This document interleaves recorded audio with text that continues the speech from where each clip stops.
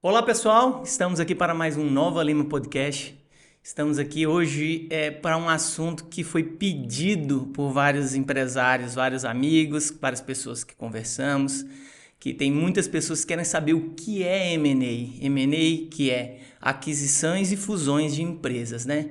Isso pode acontecer em vários âmbitos. Estamos hoje aqui com um convidado mais que ilustre, posso dizer também até que é um amigo, né? Nós trabalhamos juntos aí somos companheiros, né? Durante consultorias, sobre várias atividades. Então, está aqui hoje conosco Jefferson Anezelo. Obrigado por ter aceitado o convite, Jefferson. Que isso, para mim é um prazer, cara. Muito bacana conhecer aqui o podcast da Nova Lima e ver que você está trazendo conteúdo e informação para o teu público. Ou seja, você atua na área da engenharia e da construção, mas está trazendo conteúdo sobre business, sobre desenvolvimento, sobre futuro, sobre os negócios, né? E hoje em dia a gente não pode viver só no casulo que a gente normalmente trabalha, né? Tem que abrir a cabeça. Então, parabéns pela iniciativa. Valeu, obrigado. Bom, dentro do Nova Lima Podcast, a gente gosta muito de conversar com os nossos clientes, né? Legal. A gente conversa com eles e gosta de entender um pouco mais. Não, a gente trabalha com obra, né? Nós somos da Nova Lima Engenharia, trabalhamos com desenvolvimento de projetos, fazemos de tudo um pouco, mas a gente quer trazer um pouco mais de informação para o nosso cliente. A gente quer mostrar para ele que tem, às vezes, formas diferentes de ver o negócio dele, né? E, né, vamos primeiro apresentar, né, você, né, Jefferson, né? Eu conheço você já tem um tempo, mas... Tem alguns anos já, hein, Zé? Já tem uns anos já, né? Velho. Bom, Jeff, você, né, vamos falar primeiro da sua formação acadêmica. Você é analista de sistema pela UFMS, isso. Tem MBA pela FGV e pela Dom Cabral na área de gestão, certo? Perfeito. Agora, a apresentação melhor que eu acredito que nós podemos ter de você, eu quero saber, Jefferson, como que você chegou até o patamar de trabalhar com fusões e aquisições de empresas? Como é que é seu histórico? Como é que é? Comecei trabalhando aqui, comecei a fazer isso, depois fui para tal lugar, nesse lugar eu vi isso. Como que foi isso? Legal. Bom, não foi totalmente planejado, Zé. De modo geral, eu nasci numa família, em duas famílias, por parte de pai e mãe, muito empreendedoras, né? Aos seus modos, né? Bem o estilo dos antigos descendentes de italianos que tinham que fazer tudo literalmente sozinho, né?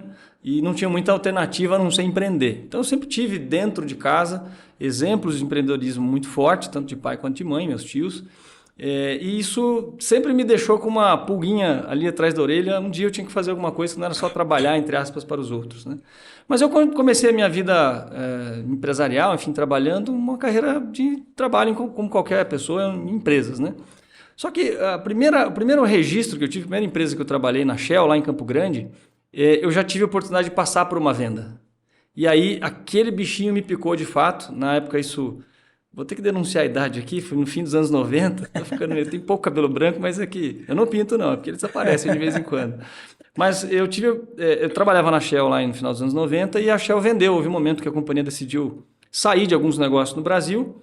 E nós que estávamos naquela região fomos contemplados com a venda, né? De contemplados porque a gente não pôde escolher.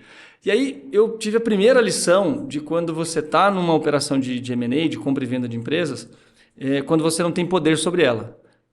Eu digo brincando que fica quem sobe no outro barco primeiro.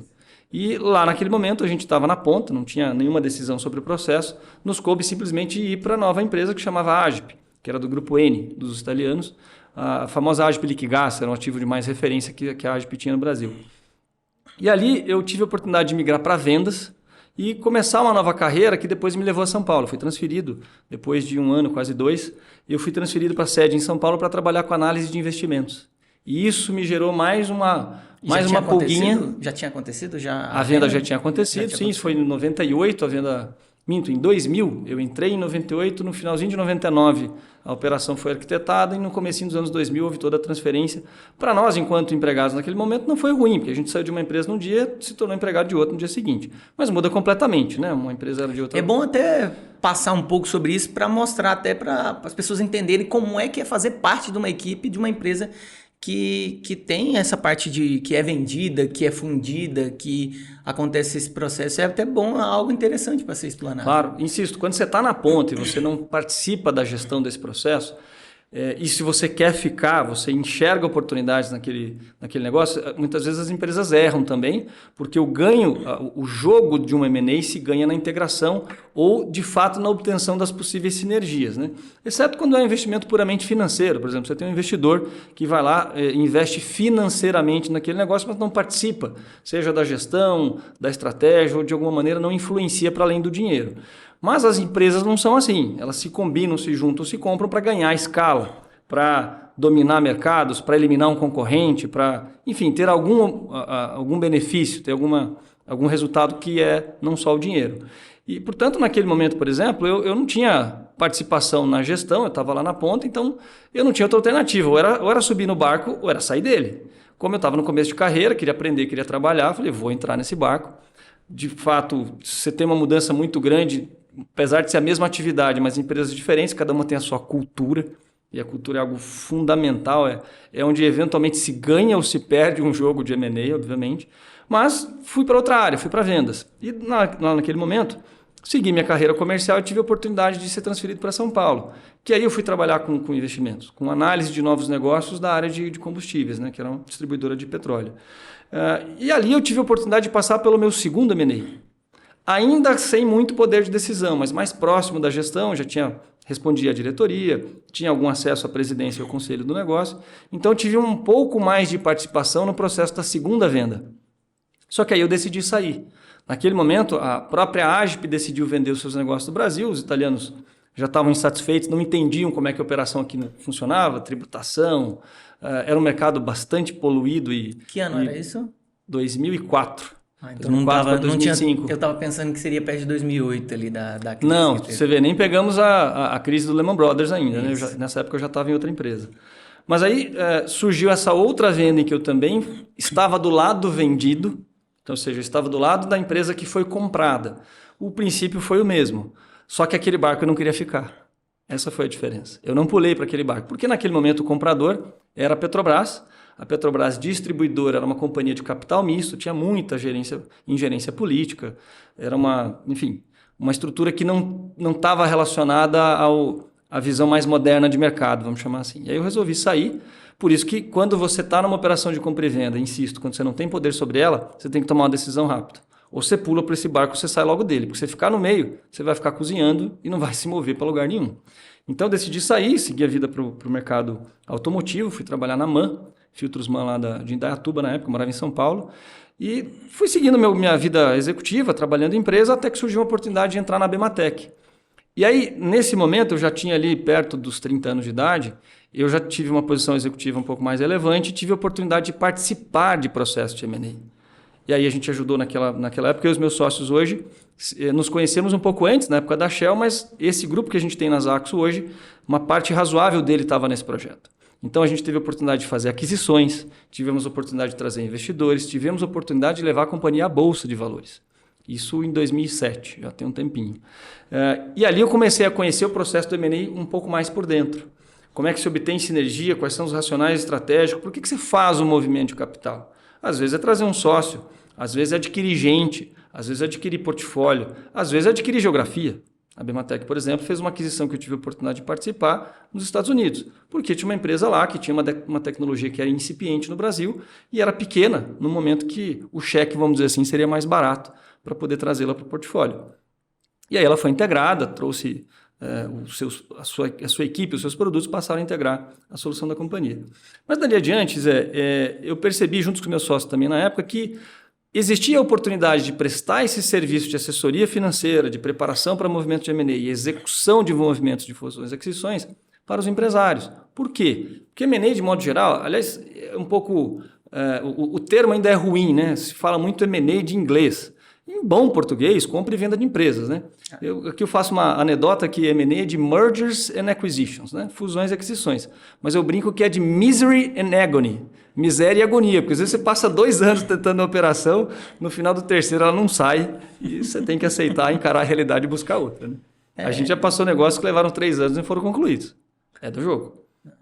Então, só para longa história curta, a partir do momento em que a gente terminou o ciclo na Bematec, começaram a surgir oportunidades de empreender, né? E aí eu e meus atuais sócios, a gente começou junto lá nessa época, a gente percebeu que tinha a oportunidade de ajudar as empresas a se prepararem, mas também a executarem esse processo de crescimento via fusões e aquisições ou a utilização das ferramentas de M&A para vender, para levar para a bolsa, seja qual fosse o motivo. Bom, dali para empreender não foi muito distante, porque daí a gente já fez parte de uma outra boutique que um dos meus sócios atuais, o Alexandre, tinha fundado, e a gente teve uma oportunidade de fazer um semi-empreendedorismo, ou seja, a gente entrou no capital, mas tinha pouca participação, ao mesmo tempo não estava completamente exposto ao risco. Para mim, esse foi um movimento fundamental, porque eu tive a oportunidade de entender como é que eu ia empreender, de que forma isso se tornaria de fato um negócio. E aí, por volta de 2011, 2012, um pouco mais de 10 anos atrás, de fato a gente abriu uma boutique, né, chamava Enterprise First, que era uma empresa de assessoria financeira para pequenas e médias empresas. E isso, hoje a Zacos é fruto de uma fusão, então rapidamente a história, são 3 empresas que formam a atual Zacos. Essa Enterprise First, comigo e parte dos nossos sócios atuais, o Zé e o Henry, a Leão Bravo, do Leonardo, da esposa dele, a Tatiana, e o Alexandre e o Josias com a Zacos. Essa turma toda esteve junto ao longo dos últimos 20 anos em pelo menos 10, 15 projetos. Mas não éramos necessariamente sócios, éramos parceiros e, enfim, fazíamos coisas em conjunto. Mas essa turma toda aprendeu muito a trabalhar com o empresário médio. E esse é o nosso foco principal de atuação. A maior parte dos empresários de médio, e alguns até pequenos, mas que são atrativos para uma operação de capital, são muito mal assessorados. Por quê? Porque M&A ainda é exceção, de certa forma. Vou fazer um parêntese rapidinho. À vontade. Como a gente está falando principalmente para o público do Tocantins, né? O que a gente considera como um médio empresário? Porque, vamos lá, em relação ao Brasil, todos sabem que a nossa economia, né, até pela quantidade de habitantes, não é tão grande, mas só que nós temos um potencial gigantesco aqui de excelentes empresas fazendo belos trabalhos e precisando, às vezes, abrir o olho para fazer uma fusão, uma aquisição ou até ter uma injeção de capital aqui no Tocantins. Então, abrir esse parênteses até para a gente entender o que são médias empresas, porque apesar de toda a nossa amizade, né, Jefferson, mas eu vejo que o trabalho que você tem a fazer para os nossos clientes, para todas as pessoas que estão aqui no Tocantins é fundamental. Então, na hora que você falou isso sobre médias empresas, eu falei, opa, peraí, essas são as empresas que nós temos realmente aqui no Tocantins. Fala pra gente o que são essas médias empresas. Vamos lá. Primeiro, não tem regra, né, Zé? Porque não tem uma legislação para dizer o que é uma empresa média, o que é uma grande e o que é uma pequena. Às vezes você tem um pequeno que você acha grande, tem um grande que pode achar que é grande, mas fora daqui vai ser um player pequeno. Mas vamos lá. O que a gente classifica como média? A empresa que fatura pelo menos 20, 30 milhões de reais ano, até o máximo de 300, 350. Por quê? Porque esse é o perfil das empresas que a gente trabalhou ao longo da vida inteira, seja como executivos, como colaboradores, seja como clientes efetivamente. E o perfil dessa empresa tipicamente é uma empresa familiar, na ampla maioria das vezes. Não necessariamente profissionalizada e também normalmente com baixo grau de governança, com baixo grau de arranjo societário e planejamento, vamos por assim dizer. Obviamente há exceções, a gente tem clientes menores do que esse tamanho. Aí são empresas que às vezes têm uma margem mais alta. No M&A a gente fala muito sobre múltiplos, né? Ou seja, um multiplicador que indica o valor daquele negócio em relação a transações já feitas no setor. Então, às vezes, é uma empresa de tecnologia que fatura 10, 15, mas vale 30. Isso não é impossível, não é incomum. Vejam startups, inclusive, que sequer dão lucro. Claro que essa hype mudou um bocado, né? O dinheiro ficou mais curto e as exigências também aumentaram. Então, até as startups estão sendo instadas a regularizar seu fluxo de caixa e em algum momento passar a dar dinheiro. Mas, tipicamente, a gente tem empresas que têm múltiplos maiores no segmento e tudo mais, embora não tenham esse tamanho, e as empresas maiores, mais do que 300, 350, normalmente são empresas que a gente assessora na aquisição, ou seja, são compradores. Nosso maior cliente, por exemplo, hoje é um cliente do Centro-Oeste, uma empresa da área da saúde que fatura 700, 800 milhões. E vai estamos ajudando eles em aquisições para buscar ali mais de 1 bilhão de receita. Então, essa é uma exceção. Por quê? Na ampla maioria das vezes, esse target, vamos dizer assim, essa empresa está mais numa posição de consolidadora do que necessariamente ser consolidado. De novo, não tem regra. Então, às vezes, você tem uma empresa de tamanho bom para o segmento ou para a região, mas que nacionalmente não é tão relevante. E aí é natural que o capital, o investidor ou o negócio financeiro não se atraia tanto. Por isso que a gente normalmente coloca essa linha de corte mínima, até porque, Zé, o trabalho para fazer uma operação de 10, de 20 ou de 100 é basicamente o mesmo. Nós vamos falar um pouquinho daqui a pouco aqui sobre como é que isso funciona. Sim. E às vezes a pequena dá até mais trabalho, porque está mais organizada, está menos preparada, está menos afeita à possibilidade de fazer um processo de M&A. E, por outro lado, o dinheiro que você ganha, seja o cliente, seja quem faz a operação, é muito maior numa operação de 100 do que numa de 10 ou de 20. Então, a gente prefere, obviamente, gastar o nosso tempo, né, dedicar a nossa atenção para projetos médio maiores, vamos chamar assim. E também porque o nosso modelo de atuação é completamente customizado, é um modelo muito boutique, que a gente chama. Né? É um atendimento sênior, seja um sócio origina, um sócio converte, um sócio executa. É um atendimento isento de conflito de interesse, porque a gente tem uma modelagem de contratação que a gente é completamente ligado à decisão e ao interesse do cliente em fazer o negócio. Não é incomum, e a gente passa isso praticamente todo ano, ter operações em que a gente não recomenda fazer o negócio, não obstante, às vezes, o cliente quisesse fazer. E a gente diz, cara, não achamos que é a melhor opção. Você quer fazer a decisão sua. Mas ao longo do histórico, a gente tem mais 7 bi de transação concluída. Se você pegar tudo que a gente não recomendou fazer, dá mais de 1 bi. E eram operações que talvez acontecessem se a gente recomendasse. Mas a gente tem a cabeça tranquila e dizer, cara, isso aqui não é legal, não achamos uma boa oportunidade, tome a decisão que você quiser. Mas a gente não recomenda fazer. Pegando por um exemplo, né? Não vamos dizer que isso tenha acontecido, mas pode ser que às vezes uma empresa está querendo ir para um outro ramo. E aí ela fala assim, não, eu vou comprar aquela segunda empresa ali, e aí vocês fazem essa análise e vocês fazem, isso vai ser bom, vai ser ruim? É por esse lado ou é por alguma coisa as que não dão certo, né? Vamos pegar como referência. Tem vários motivos, é impossível você dizer uma receita de bolo. Mas é que mais comum, assim, São esse tipo de empresas que vão querer ir para outro ramo? Diria que quando são negócios muito distintos, em que não existe uma clara sinergia, ou nem clara, mas uma sinergia básica, mas o adquirente, né, a empresa que está comprando, quer forçar a barra de tentar trazer esse negócio para dentro. Simplesmente porque gostou, simplesmente porque tem um apreço. Isso é possível fazer, não tem nada de errado. Mas então adote uma postura de investidor financeiro. Não de fusão. Não de adquirência ou de aquisição para literalmente trazer para dentro, integrar áreas, integrar soluções, gente, etc, etc. Até porque hoje em dia as empresas, as maiores pelo menos, até têm uma iniciativa de fundos próprios, né, que são os CVCs, Corporate Venture Capital, ou seja, são fundos de investimento próprio ou pelo menos veículos de investimento que as empresas desenvolvem para fazer investimentos muitas vezes que não são estratégicos. Podem até ser ou podem se tornar estratégicos, mas muitas vezes são investimentos, entre aspas, puramente financeiros.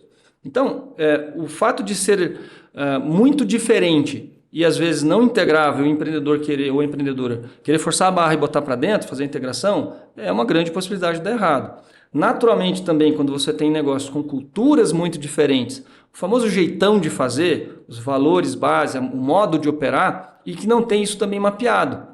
Muitas vezes uma aquisição dá certo justamente porque não foi integrada, porque se preservou a cultura, a forma de fazer. Tem vários exemplos, temos clientes assim que assim aconteceram, que o comprador foi inteligente o suficiente para perceber, poxa, se eu trouxer esse negócio para dentro, eu vou matar ele.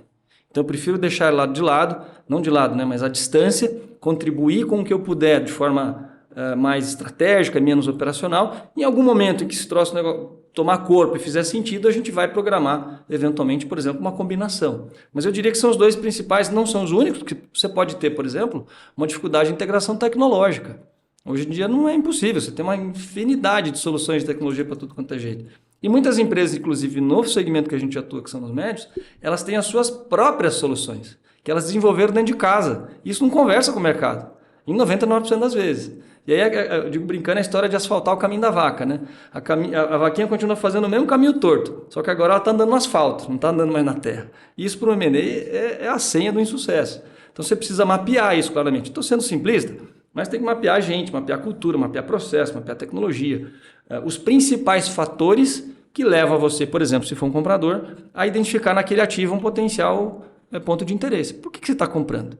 E aí, para trazer, só para clarificar essa resposta, a gente, quando está assessorando a aquisição, a gente é muito, muito claro com o nosso cliente para desenhar qual é a estratégia da execução.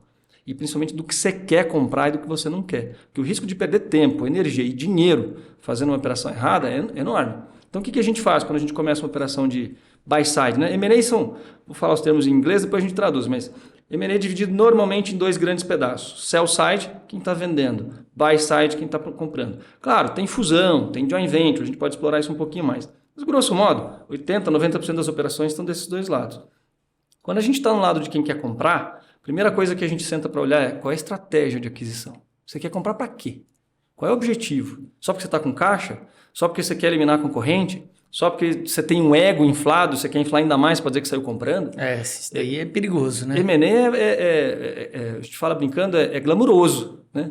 Claro que é. Porque uma empresa chegou aqui, comprou a outra, fez isso, o cara comprou o concorrente dele, então Na operação não tem nada de glamour, não, cara, tem muito trabalho. E as que acontecem por ego, ou por puro e simples glamour, são as que normalmente podem dar mais errado. Porque aí, às vezes, se fez uma operação só porque o dono queria. Então, o que a gente faz? Ou a dona tinha vontade de fazer. Quando a gente desenha a estratégia de aquisição de um buy side, a gente constrói o que a gente chama de um framework, né? Um quadro. Tem lá a metodologia para fazer isso, uma série de questões e pontos que você aborda com todo mundo que participa desse processo, mas ele resulta num mapa, vamos chamar assim, do que eu devo e não devo olhar. E aí fica muito fácil de fazer análise das oportunidades, porque daí o empreendedor ou a empreendedora, dono ou dona do negócio, traz uma outra oportunidade, a gente fala, vem cá, você está ligado com o teu framework? Não está. Então eu vou gastar energia e tempo que você quer, mas entenda que isso aqui está desfocado da sua realidade. 99% das vezes a gente não avança, porque tem uma estratégia muito clara. Do lado do sell side, do lado da venda, já é outro viés. Você prepara o ativo e monta a estratégia tentando olhar para todas as possibilidades que aquele ativo tem. Vou me associar com o investidor, vou vender para um estratégico, vou olhar para players no Brasil, vou olhar para players fora. Aí, naturalmente, abre-se um leque de possibilidades. Quanto mais líquido ou mais atrativo, a gente diz brincando, né? Quanto mais sexy o ativo for, mais potência, entendendo o ativo aqui negócio, né? Um ativo, um negócio de capital, uma empresa é um ativo. Quanto mais sexy e mais atrativo ele for, mais possível vai ser, obviamente, encontrar oportunidades de interessados, seja para comprar, seja para investir. Então, pegando esse gancho, né? Acho que para quem ainda não entendeu o que é o M&A, né? Tivemos um pouco sobre uma pincelada, né? Para explicar também o que é, né? A gente conseguiu explicar e vamos dar um panorama atual, né? De como está, né? Eu tenho até um dado aqui que o primeiro semestre de 2023 foi o melhor semestre desde 2008, com a parte de fusões e aquisições, né? Vamos colocar de M&A. E tem uma concentração, e o que eu achei óbvio, né? É mais... Eu peguei os dados aqui puxando por estado, né? Os estados que mais têm o M&A é São Paulo, em primeiro lugar, né? Obviamente. Deixa eu voltar aqui para... Perdi aqui. Então, a gente tem aqui São Paulo em primeiro lugar com 48%, Santa Catarina com 8%, Minas com 8,8%, né? Santa Catarina, 8% para Minas Gerais, Rio Grande do Sul com 6,7% e Rio de Janeiro com 6,5%. Falando sobre um pouco sobre como é que está o mercado atual. Vamos dar um panorama como é que está, porque assim, tivemos mudança de governo, toda mudança ela gera uma como é que eu posso dizer assim, uma reviravolta do mercado. O mercado, tipo assim, o governo está olhando para um lado, o empreendedorismo está olhando para um lado, agora é outra situação. Como é que o mercado viu essa mudança de governo? Como é que o mercado está sentindo as consequências sobre esse 2023 aí? E um futuro 2024, né? Vamos falar um pouco do atual, mas vamos prever um pouco do futuro, porque são 2, 3 anos aí de processo. Então, vamos entender como é que está essa situação. Vamos lá. Primeiro, você trouxe a estatística dos estados, acho que vale um comentário. Quero ver quando é que a gente vai levar a participação do Tocantins nessa referência. Exatamente. Obviamente, o estado ainda é relativamente novo, mas tem muita oportunidade aqui. Nós já conversamos sobre isso. Tem empresas do agronegócio aqui que receberam investimento, eventualmente foram vendidas. Tem empresas do agronegócio comprando também, né? A gente teve hoje com um parceiro na hora do almoço que comentou de negócio em aquisição. Empresas da área da saúde, tem tido operações aqui. A área de tecnologia no Tocantins não está de brincadeira. Já tem um hub de investimento de startups aqui, pelo menos um. Então, que eu saiba, estão pensando num segundo. Então, brincadeiras à parte, mas tem muita oportunidade aqui no Norte e eu acho que Palmas vai cada vez mais atrair dinheiro. Bom, do ponto de vista de cenários, vamos falar um pouquinho, talvez ali da pandemia e depois, né? E a gente pode, obviamente, falar dos estados se for o caso. Eu vejo particularmente dois momentos diferentes, né? A pandemia naturalmente acelerou muitas operações de capital em 3 ou 4 grandes áreas que foram as mais demandadas e é natural, onde você tem negócio, onde você tem demanda, onde você tem dinheiro, onde você tem resultado, o capital flui, né? Então, tecnologia, saúde e logística, por exemplo, bombaram na pandemia. Teve muita transação, muito investimento e até um certo excesso de expectativa, né? Você deve lembrar, teve muitas transações, não vou entrar em detalhes, mas tem um monte delas, anunciadas que você não conseguia entender qual era o racional, o que motivava, o que é que sustentava estrategicamente aquela transação. A gente também não pode esquecer que o mundo passou por um ciclo de tentativa naquele momento de incentivo financeiro através da redução de taxa de juros. Nós chegamos durante a pandemia a ter taxa de juros de um dígito baixo. Infelizmente não duramos, né? A gente não é um país ainda capaz, talvez, temos muitos desafios fiscais, a reforma tributária, um amigo outro dia classificou a reforma como deforma tributária. Enfim, mas a gente chegou também a ter, naturalmente, uma enxurrada de capital, porque a renda fixa, o dinheiro que depende da taxa básica de juros, estava rendendo muito pouco. Então era natural que o dinheiro fluísse para novas oportunidades, e especialmente, obviamente, as startups. Até que a conta começou a chegar, as coisas começaram a se adequar e aí tem uma quebradeira danada. E eu, particularmente, desse momento, gosto muito de uma frase genial, não é à toa que ele é genial, né? Warren Buffett, que é um dos top 2, top 3, às vezes em alguns momentos é o maior investidor do planeta, que ele diz o seguinte: olha, quando a maré baixa é que você descobre quem estava nadando nu.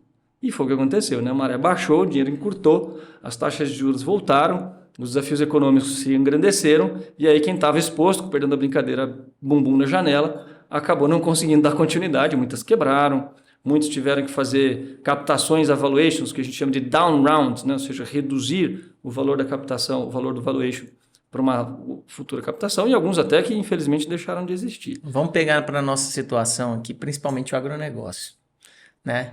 O agronegócio que é muito forte no nosso estado. Então, sim, a gente viu que teve várias e várias empresas que trabalhavam dentro do agronegócio e trabalham ainda dentro do agronegócio. Então, assim, é bom essas empresas se organizarem, porque já está vendo a diferença do valor da soja, do milho, de todas as commodities que, em relação ao ano passado para esse ano. Então, isso, nós vamos ver agora como é que vão ser, né? E muita gente estocado. Muita gente tendo que levantar capital para pagar as contas porque foi muito otimista, não conseguiu dar saída, está lá com o produto parado. E não é só o produtor, é a empresa de produção, o agroindustrial, o distribuidor. A gente atua bastante na distribuição de insumo, a gente tem mandato nesse setor, a gente acompanha, cara, não está fácil. Está todo mundo tentando fazer um ano de quase que sobrevivência para dizer, cara, vamos, se fizer o mesmo resultado do ano passado já é vitória, vamos tentar não deixar o endividamento desgarrar e vamos tentar recuperar em 2024. Então, do outro lado, Zé, ao mesmo tempo, a operação de capital, o M&A, de modo geral, ele atende tanto a baixa quanto a alta. Porque quando você tem um momento de crise, é onde as oportunidades afloram, né? Não é à toa que, já diz lá a referência que o chinês olha mesmo, não é verdadeiro isso completamente, mas tem lá o visual do caractere, que me foge o nome agora, que ele enxerga o mesmo sobre crise e oportunidade. Não é exatamente igual, mas é uma anedota, mas faz muito sentido. Quando existe crise, tem muita oportunidade. Então, nesses momentos de dificuldade econômica, de retração de dinheiro, etc., quem estava e está com liquidez, ou seja, tem dinheiro, está comprando. Nós nunca tivemos tanto mandato de buy side, Zé. Porque a gente sabe fazer isso, a gente comprou empresas para os nossos clientes, a gente esteve em empresas enquanto executivos que estavam comprando, portanto a gente está ajudando muitas empresas a aproveitar o seu excesso de liquidez, o seu crescimento, que fizeram bem feita a lição de casa da pandemia e não gastaram, entre aspas, além do devido e se mantiveram saudáveis, estão indo às compras. Então o que muda no momento de crise de oportunidade? É do lado da mesa que você está.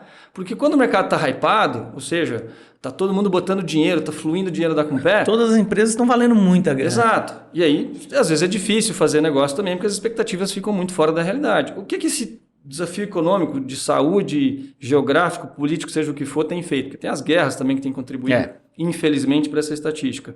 Colocado as expectativas no pé, no chão, ou pelo menos dentro de uma realidade mais adequada. Então, naturalmente, isso afugentou um pouco o capital. Você vai dizer, poxa, tem menos dinheiro fluindo. Na verdade, não tem. O estoque de dinheiro sempre foi muito grande. A diferença é quando você tem taxa de juros mais altas, não só no Brasil, no mundo afora, ele flui um pouco menos para o risco. Ele foi um pouco mais para, entre aspas, garantia. Títulos públicos, fundos multimercado, então algumas coisas que ofereçam, entre aspas, um grau de risco menor do que uma empresa. Mas olhando para o Brasil, a esteira empreendedora que a gente foi capaz de criar nos últimos 10, digo tecnologicamente, porque no Brasil nós somos empreendedores desde que fomos colonizados, os índios já o eram, né? Então, brincando aqui, mas a base empreendedora que a gente foi capaz de criar como país é maravilhosa, cara, é maravilhosa. A gente vê surgindo empresas de tudo quanto é lado e para boas oportunidades, eu diria, nunca falta dinheiro. Então, o M&A acaba sendo uma estratégia de proteção, porque se você está no momento bom e não necessariamente precisa fazer, mas quer fazer uma operação, você pode escolher. Por isso que eu digo brincando, né? Nós dizemos para os nossos clientes, qual é o melhor momento de vender uma empresa? É quando você não precisa fazer. Porque você pode se dar a opção de escolha. Estou com o negócio pronto, estou com o negócio bom. Se vier uma oportunidade, eu realizo. Se não tiver, continuo fazendo minha lição de casa, crescendo, construo sucessão, construo um planejamento para poder dar continuidade, né? Porque, infelizmente, a gente tem muita empresa de uma pessoa só. A empresa foi bem até o dia que o empreendedor, a empreendedora falece. Daí quebra tudo, ou às vezes não consegue fazer sucessão e dá briga ainda porque não criou nem a estrutura de governança básica, eu tenho que botar tudo em inventário, né? Aí vamos abrir até um capítulo à parte aqui, mas infelizmente as empresas não se organizam.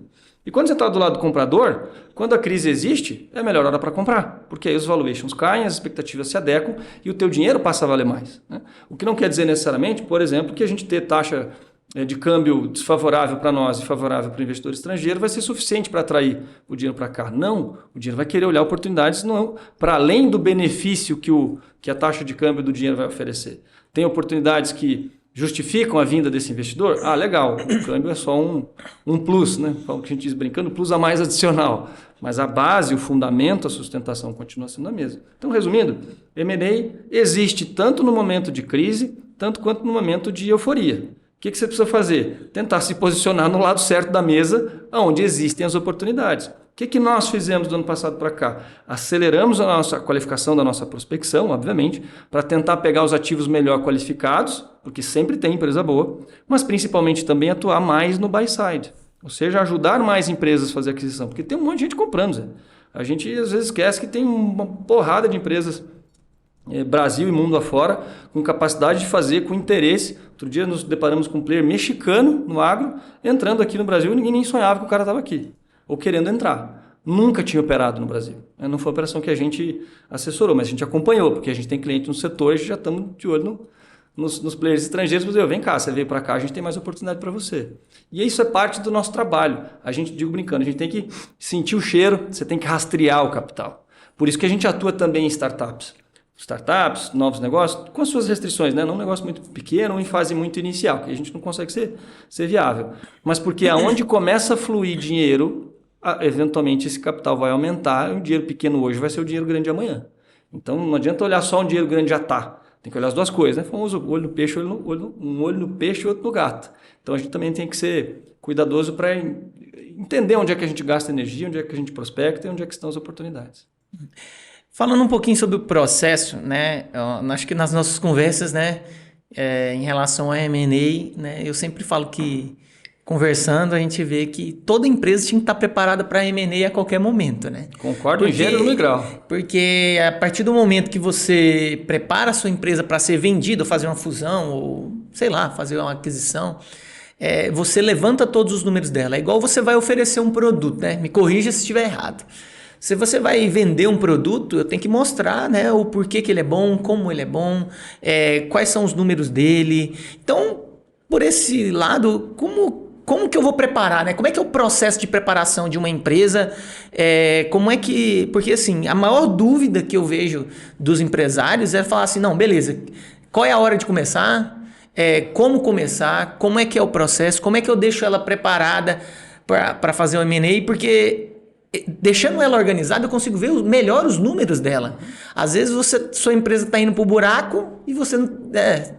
quando você já viu, já foi. Sabendo. Não está nem sabendo, mas teoricamente sabe, né? Com certeza. Mas sabe. Só que quando você vê em si que ela foi para o buraco, é quando você já está com os dois pés lá dentro. Então, vamos falar um pouquinho sobre essa parte de processos, porque isso ajuda a empresa até a tocar o tempo inteiro. Vamos falar um pouco sobre o processo. Vamos lá, Zé. Bom, não existe uma fórmula mágica, né? Não existe bala de prata. E muito menos, infelizmente, existe garantia de que fazer tudo isso você vai conseguir fazer uma operação. Mas eu digo brincando, já entro nos detalhes, em algumas das questões que, na nossa percepção, pelo nosso histórico, que a gente já viu, são importantes ou até fundamentais. Mas a primeira questão que a gente traz é por que preparar? Porque se a empresa estiver pronta, como você bem disse, acho que você foi muito preciso, para se associar, para vender ou para adquirir, ela vai ser uma empresa melhor. Independentemente de alcançar uma operação, tem alguns até que se ofendem, não, o cara quer vir me comprar. Devia olhar isso como um fator de validação. Lógico. Poxa, eu estou tão bem, estou chamando a atenção, o interesse de alguém de fora, né? Independentemente de ser competidor ou não. Então, a preparação, no nosso entender, tem a ver com deixar o ativo mais pronto para qualquer que seja a oportunidade. Seja ela para vender, para se associar, para adquirir, não importa. Mas a grande maioria das empresas, especialmente as médias, onde a gente flutua bem, não fazem essa preparação. Você sabe disso, eu tenho até um produto pessoal, eu faço junto com a Zax, obviamente, mas é um produto que eu tirei do papel do ano passado para cá, que é uma imersão em M&A para preparar as empresas, para tentar tocar nos pilares, são alguns, vou tentar falar dos primordiais, para que o negócio esteja minimamente pronto para enfrentar uma operação.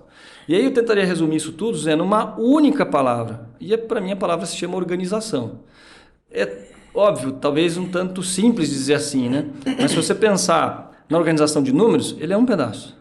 Mas sim, você tem que ter os números prontos para poder dizer, cara, como é que é o meu negócio? Se alguém vier pedir uma informação, assinar um contrato de confidencialidade, me dá as informações do teu negócio para mostrar, você tem que estar preparado o suficiente para não passar pelo menos vergonha. Está aqui, os números estão batendo, mas o que acontece em boa parte das vezes? Boa parte é exagero, mas em algumas vezes. Você vai lá pedir os balanços, tem o balanço do banco, o balanço dos sócios, o balanço para o fisco e o balanço real. E como é que você vai fazer uma operação de capital com um negócio desse? Quase impossível. Aí tem lá a contabilidade gerencial, o nível de organização documental, infelizmente, é muito baixo, mas ele é um aspecto. Antes disso, obviamente, você precisa saber se existe um negócio viável. Se é uma empresa que tem a sua, como é que eu posso dizer, a sua atratividade de mercado, se está no mercado crescente, no mercado que oferece oportunidade, o capital é exigente, mas é o que é. O capital gosta de oportunidade de ativos que crescem em segmentos com grande potencial de expansão e com recorrência. E tem até necessariamente a regra. Mas... E tem até um questionamento interno. Quando você tem esses números, assim, gente, tá aqui os números da minha empresa. Eu compraria essa empresa? Claro, uma ótima pergunta. Se viessem a mim oferecer esse negócio, eu olharia como investidor? Essa, sem dúvida, é uma boa pergunta. Mas, de novo, é uma delas. A organização financeira, contábil, de processo é uma. Mas tem uma fundamental, que a ampla maioria esquece, que é a governança. E aí não é só a governança no seu aspecto mais óbvio, né, que é a governança societária. Vamos trabalhar aqui todas as variáveis que a governança exige nesse caso. O planejamento, a visão de longo prazo, a equidade, né, no sentido de, cara, tem mais pessoas participando, não sou só eu aqui dentro. Às vezes não dá para você ter um conselho, entendo, não dá para você trazer gente de fora a peso de ouro, mas dá para você formar um comitê de gestão, convidar pessoas para participar de alguma forma. O que as startups estão fazendo? Não tem dinheiro para pagar, dá um pedaço do negócio. Dá lá uma participação futura, uma opção de comprar, não precisa ser necessariamente doado, pode ser uma opção, um benefício que se a empresa atingir determinado patamar, a pessoa recebe, ou tem a opção de pagar um preço mais em conta, enfim, ferramentas e instrumentos aqui tem de monte. Governança jurídica, a documentação do negócio, a contratação, a tua parte de fornecedor, a tua parte de cliente, a gestão de pessoas do ponto de vista da governança também, como é que estão registradas essas pessoas. Não vamos ser aqui puritano e dizer, poxa, tem que ser todo mundo CLT. Não, mas vem cá, você tem um processo de PJ bem desenvolvido, bem estruturado, você faz diligência, você tem controle sobre isso, você sabe o que você está fazendo e simplesmente você está contratando uma pessoa PJ só para escapar de encargo, essa conta vem. Então não quer dizer que você não possa ter PJ, mas o capital não gosta, é natural, não vai se colocar, vamos dizer assim, em excesso de risco. Liderança, desenvolvimento de gente, sobretudo, também. O negócio depende só da pessoa que comanda, seja o dono ou a dona, não importa, ou os donos ou as donas.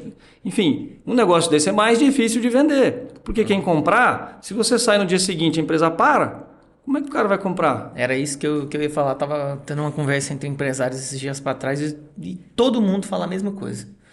O problema maior Mas é a dor comum. É a dor comum entre todos. Não planeja a sucessão. A grande verdade, infelizmente, é que gente. nós somos empreendedores, por natureza, brasileiros, latinos, mais pela necessidade do que pela oportunidade. Acho que esse é o nosso desafio como país aí, Zé, na minha opinião. Nós somos um país maravilhoso de empreender. Cara, o famoso jeitinho brasileiro, a parte ruim que ele traz, mas a parte boa é, cara, a gente se vira. A gente sai do pó e vira uma pirâmide. Nós temos essa capacidade enquanto brasileiros, mais do que os outros latinos, eu até diria. Só que a gente também não muda o disco, não aprendeu, chegou a um determinado ponto, cara, arruma casa, traga gente, comece a profissionalizar. Precisa fazer tudo de uma vez? Não precisa. Preciso contratar advogado caro para me ajudar a governança societária? Não precisa. Começa pelo básico. Agora, os empreendedoras sequer têm um documentinho simples para dizer o seguinte, cara, qual é o teu papel e responsabilidade, qual é o meu? Qual é o nosso combinado? Qual é o nosso jogo? Não tem, cara.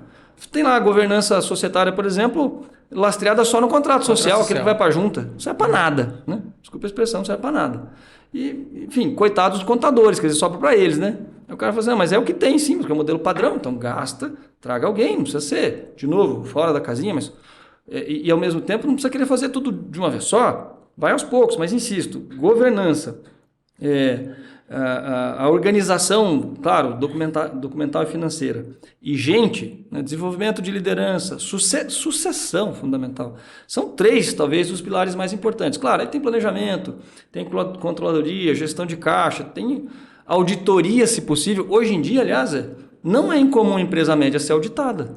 Antigamente, quem era auditado? Empresa bilionária, empresa de bolsa, empresa estrangeira. Hoje não, cara. As próprias auditorias de grande porte começaram a descer o patamar e hoje tem muitas empresas de auditoria de médio porte também que atendem o segmento da pequena e média empresa.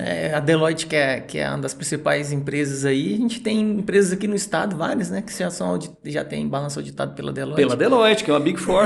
Mas precisa ser uma Big Four? Também não precisa. Claro, não vai pegar qualquer serviço de auditoria que é de fachada. Era por isso que eu ia perguntar, porque mas tem opção. Em relação às auditorias, tem um tamanho, geralmente, que as empresas... não, a partir de tanto ela tem que ser auditada para... Não, também não é a legislação, exceto para empresas que são listadas em bolsa, obviamente. Em bolsa, né? Você nem vai à bolsa se você não tiver auditoria de médio e longo prazo, inclusive de Big Four. Mas para empresas de capital fechado, que é a ampla maioria, não só do Brasil, mas do mundo, né? O mercado de capitais, infelizmente, não é tão desenvolvido assim em nenhum dos lugares, apesar de ser maior do que a gente aqui no Brasil. A auditoria não é uma exigência legal, né? Exceto... às vezes algum negócio com uma regulação específica que você precisa dar algum nível de abertura, alguma coisa, por exemplo, na área da saúde. Aí cada setor tem a sua, pode ter uma portaria, pode ter uma legislação específica que exige algum grau de transparência, mas dificilmente vai exigir auditoria especificamente. Certo. Mas para a empresa é muito benéfico, porque isso ajuda não só a identificar os seus problemas, mas trazer soluções para mitigá-los. Em termos de tamanhos, eu diria, hoje a gente tem clientes que têm lá 15, 20 milhões de receita ano, já são auditados. Aí não precisa fazer auditoria completa, você pode fazer auditoria, por exemplo, de balanço, você pode fazer auditoria de recebíveis, auditoria de processos de pessoal, você pode fazer aos poucos também, não precisa fazer o completão. Agora, eu diria que qualquer negócio ali já beirando os 3 dígitos de milhão... Era isso que eu ia falar. De 50 a 100 milhões, se não for um negócio realmente com a margem muito baixa, que não tem dinheiro, não sobra nada entre as... Aí talvez não deveria nem ter um negócio, né? Mas enfim... se não dá para pagar nenhuma auditoria, talvez tenha que ver... Eu tenho um amigo, parceiro, inclusive o Ricardo, que é da área de advogado, ele atua muito com a RJ. Ele me ensinou uma coisa que eu nunca esqueço, cara. Ele falou, quando a gente entra com uma RJ de um cliente, é que a gente descobre se ele tem ou não um negócio. Porque aí você vai entrar na recuperação, você tem que provar a capacidade de sair ainda que com desconto, sair daquele buraco. Você não consegue comprovar porque você não tinha um negócio, né? E o M&A é mesmo mais ou menos parecido. Se você não tiver clareza desde o momento zero que você tem um negócio bom, viável, você não vai atrair o interesse de ninguém, porque às vezes você não atraiu nem o seu. Né? Você me perguntou, eu compraria, eu investiria. Então, qualquer empresa minimamente rentável ali com operação de 50 a 100 milhões de reais ano, já vale a pena começar a auditar. E não é só com o objetivo de buscar dinheiro, até para empréstimos, viu? Até operações de dívida que se tornam. Você não vai emitir um CRA no agronegócio com algum grau de validação externa. Qualquer produtor aí que não seja tão grande vai emitir um certificado de recebível do agronegócio, uma cédula do produtor rural, vai precisar de algum grau de auditoria, senão o banco não vai dar, a instituição financeira não vai liberar o dinheiro. Então, eu diria que é benéfico sob qualquer aspecto. Não quer dizer que você tem que gastar dinheiro, poxa, isso aqui não é prioridade, eu tenho outras demandas no negócio que são mais urgentes. Ok, Adia um pouco o sonho, mas não deixa de pensar e não deixa de fazer. Quanto mais cedo você auditar, quanto mais cedo você se preparar, quanto mais cedo você empreender iniciativas para deixar o teu negócio melhor, tanto mais viável ali na frente, se você decidir, o negócio vai estar pronto para fazer uma operação. O que a gente está mais falando aqui sobre M&A é sobre organização de empresa. Claro. Né? É sobre a parte financeira, sobre a parte de governança, sobre todos os âmbitos. Isso é o mais importante. Então, não é só para compra, venda, aquisição, fusão, sei lá. A gente tem uma empresa na nossa mão, né? Eu como empresário, você como empresário, nós sabemos a importância disso. Então, mas pegando um pouco sobre as áreas, né? Você falou que nunca teve tanta, pelo menos gerida pela Azaxo, tanta movimentação na área de M&A. Quais que são as áreas que... Porque também a maioria das pessoas, porque como as nossas empresas, a maioria serão, né, compradas ou fundidas com outras... muitas vezes a pessoa que está nos assistindo agora quer saber qual que é a área. Qual que é a área, por exemplo, é mais o agronegócio, está mais quente para o lado da startup, está mais quente para o lado da saúde, está mais quente para o lado de... sei lá. O que está mais movimentado nessa época agora? Vamos lá, Zé. Naturalmente tem alguns segmentos que entrando e saindo, sempre tem negócio. Certo. Dificilmente você vai ter um ano de paradeiro ou uma diminuição, entre aspas, a zero, vamos dizer assim, das oportunidades de transação. Diria que tecnologia, saúde, logística de modo geral, alimentos e bebidas, porque é óbvio que isso é muito amplo, né? Você pega o que tem transacionado em alimentos, especialmente alimentos de baixa caloria, diet, etc. Isso é um mercado que sempre tem demanda, né? Não tem jeito. Mas até pastifício, esses dias teve transação, sempre tem, né? De pastifício, por exemplo. Mas... essas 4, e a gente não pode esquecer da área de energia, né, especialmente geração renovável. Então a gente está num momento de mudança de matriz energética. O Brasil tem investido não só do ponto de vista público, mas especialmente do privado, principalmente em privado, novas fontes de geração de energia, biomassa, eólica muito forte, solar, né? Nossa, cada canto que você olha tem uma pequena UFV, né, usina fotovoltaica. Educação sempre tem. Então, eu diria assim, os 3 primeiros, que eu acho difícil nunca ter negócio, é tecnologia, saúde e ali logística e serviços. Um crescimento que está mais crescendo. Sempre tem transação, mas é difícil dizer um só, Zé. Por exemplo, a gente, o que nós fazemos, cara? Obviamente a gente reage a oportunidades eventualmente, então tem pessoas que nos procuram, mas onde é que a gente procura negócio, né? Agronegócio não dá para deixar de falar, o agro sempre foi um motor... do PIB brasileiro, de modo geral, mas tem sido um motor de transações em tudo quanto é segmento. E não é só a produção pura e simples, a distribuição, algo relacionado à operação física. A parte da tecnologia. Quantos ambientes, ecossistemas e locais de empreendedorismo e inovação de startups para o agronegócio têm aparecido? De monte. E tem alguns até. A Agtech, por exemplo, lá de Piracicaba, foi investida pela PwC. Pela Price, foi a Price que fez a aquisição. E é um ambiente de inovação para o agronegócio, né? Um ambiente de empreendedorismo e startups para o agronegócio.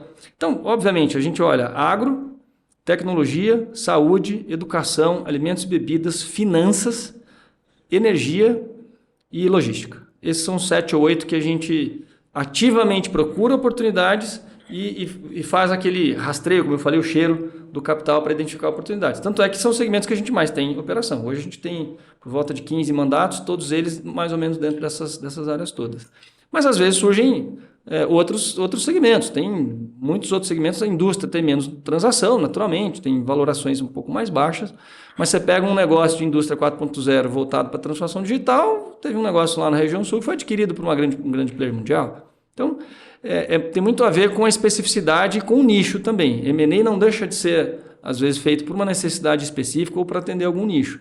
Mas, de modo geral, esses 7 ou 8 segmentos são os que sustentam, a grosso modo, todas as operações e são para os quais a gente olha ativamente. A gente não só reage, mas a gente vai atrás e prospecta oportunidades nesses setores. Bom, falando um pouquinho, né?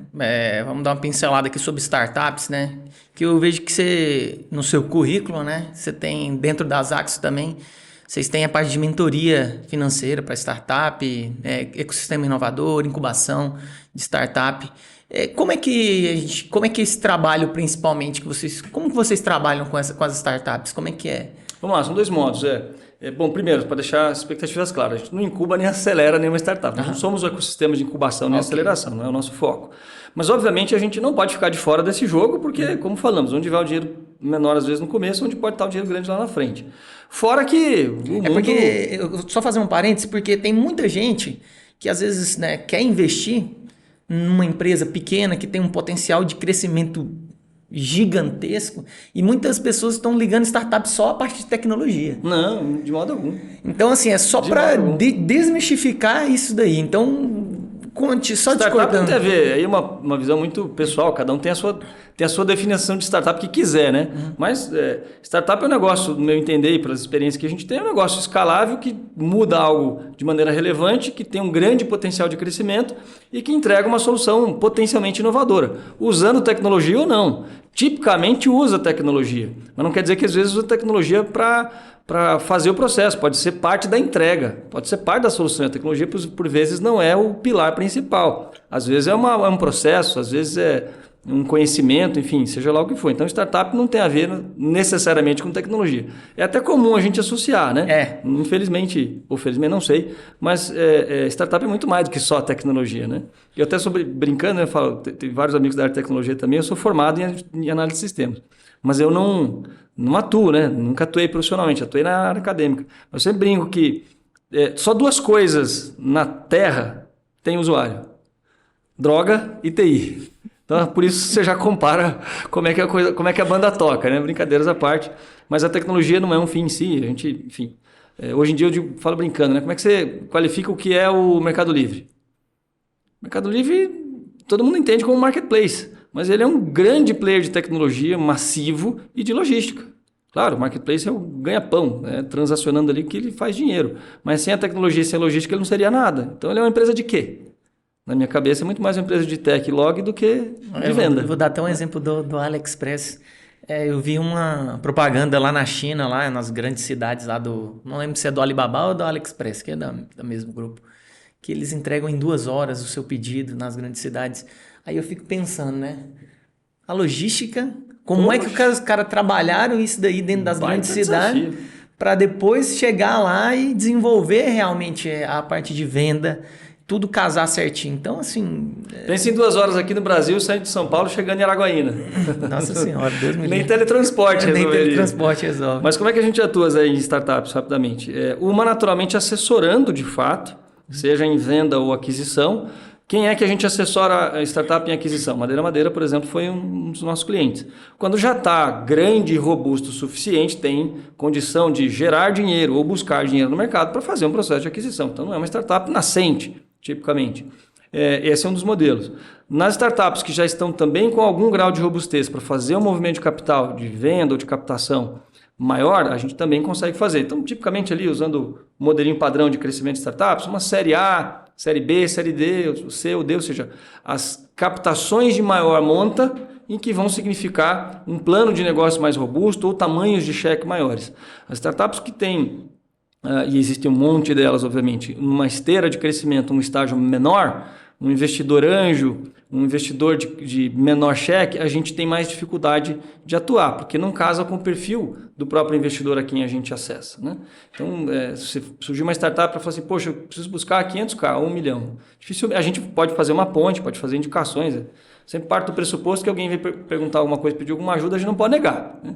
Mas às vezes não vamos conseguir atuar como advisor, mas vamos fazer uma indicação. Agora, aquela startup que já tem um faturamento razoável, já gera ali talvez dezenas de milhões por ano, 10, 15, 20 milhões de receita, vai buscar um cheque mais robusto, essa a gente é capaz de assessorar muito bem, porque a gente conhece amplamente os investidores que normalmente investem nesse tipo de negócio, né? Fundos, family offices, investidores estratégicos, os CVCs, como falei, os fundos de empresas.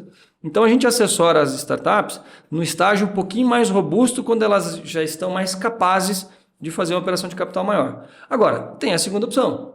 Quando a gente encontra uma oportunidade que a gente gosta muito, tem identificação com os proprietários ou os proprietários, mas a empresa ainda não está madura ou não tem grana para contratar um advisor, a gente pontualmente, são exceções obviamente, mas a gente também entra no modelo de troca de participação. Vamos entregar serviço em troca de um stake, né, de um pedaço do negócio, para quem sabe ganhar lá na frente. Isso não é incomum. Eu mesmo entrei numa startup lá em Santa Catarina, uma Health Tech do Thiago, um parceiro nosso, que começamos o processo assim. Ele é um bom negócio, mas não está maduro o suficiente para fazer uma captação robusta. Mas eu gostei muito do negócio, aí até discutimos dentro de casa, nas Axos, nos sócios não tivemos consenso, falei, cara, sem problemas, eu quero. Então, esse é sempre o combinado. A oportunidade é da companhia. A companhia não quer, a gente não tem entendimento para todo mundo, cada um individualmente decide o que quer fazer com o seu tempo, né? Desde que continue trabalhando, gerando oportunidade de negócio das Axos. Então, eu entrei, né, em equity nesse negócio com que a gente chama, infelizmente é tudo um pouco de inglês, né, mas é Service for Equity, ou seja, serviços por participação.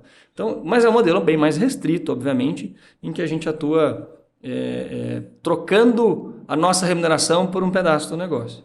Obviamente, essas vão ser as exceções. As startups que têm capacidade de fazer um movimento, aí sim, a gente não só prospecta, como acessório e às vezes é procurado por elas também.